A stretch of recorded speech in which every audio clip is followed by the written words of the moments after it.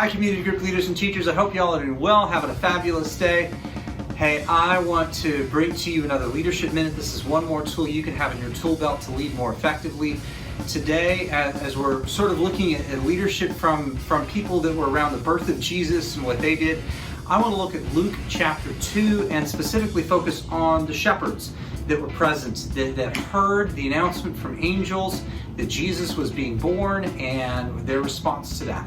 What I love about what they're doing and how they responded to God is they were filled with fear. I mean, my gosh, they were literally just minding their own business in the middle of the night, tending to sheep, and out of nowhere, an angel shows up.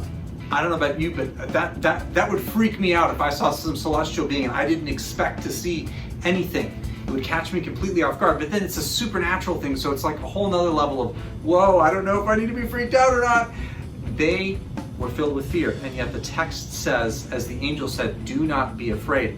Instead, rejoice greatly. They were filled with incredible levels of joy and peace.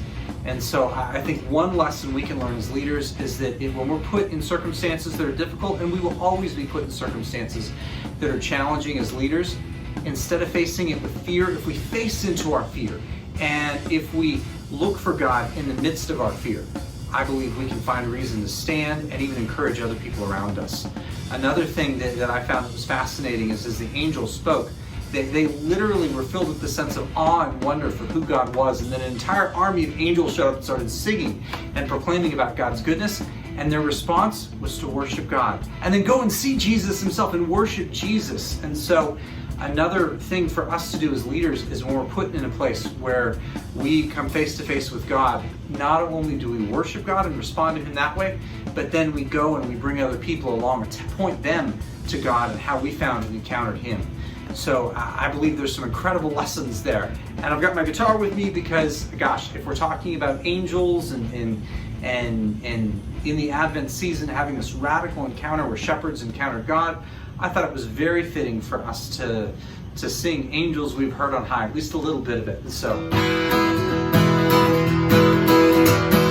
angels we have heard on high, sweetly singing o'er the plains and the mountains in reply, echoing their joyous strains.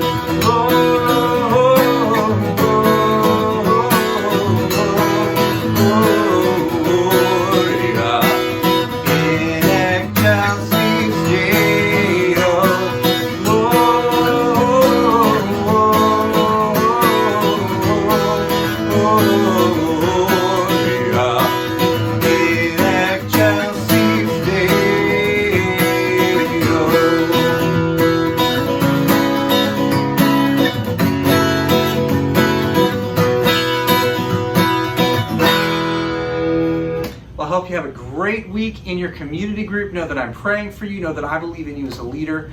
I believe that each of us have the ability in the midst of difficult circumstances to stand up for it. In the place of fear, I believe God wants to give us confidence as leaders. I also believe that in the place where we are most vulnerable and most filled with fear, that's where God wants to meet us and encounter us. And as we do so, we can worship him and then bring other people along with us to encounter him. I love you guys. Thank you so much for doing everything you're doing to lead in your community group. And I look forward to seeing you again next week for another Leadership Minute. Hey, blessings.